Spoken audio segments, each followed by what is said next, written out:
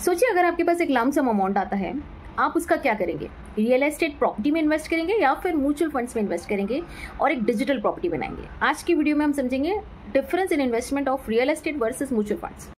आइए इसे समझते हैं वेरियस फैक्टर्स से।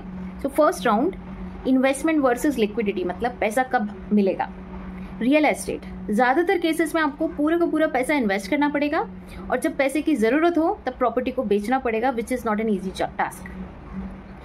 जबकि म्यूचुअल फंड्स में आप पूरा का पूरा पैसा एक साथ भी डाल सकते हैं या फिर धीरे धीरे करके भी डाल सकते हैं। And if you need the money 3 to 4 days it will be there in your bank account. Emergency में easy liquidity.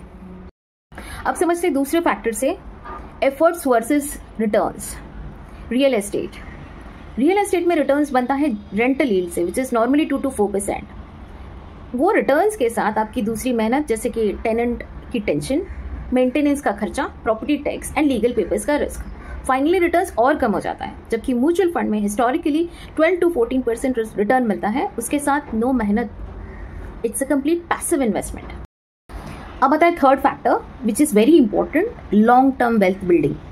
Let's say 50 lakhs property में इन्वेस्ट किए थे for 10 years। So real estate में with 9% of appreciation assuming the 50 lakhs of property will go to 1.18 CR और उसमें से maintenance और property tax का खर्चा अलग। जबकि म्यूचुअल फंड्स में वही 50 lakhs at a assumed return of 12% will give you 1.55 CR और 100+ मार्केट लिस्टेड कंपनीज में डाइवर्सिफाइड तरीके से इन्वेस्टेड अलग हो। सो आपका डिसीजन क्या होगा, रियल एस्टेट या म्यूचुअल फंड्स? कमेंट करके जरूर बताइए।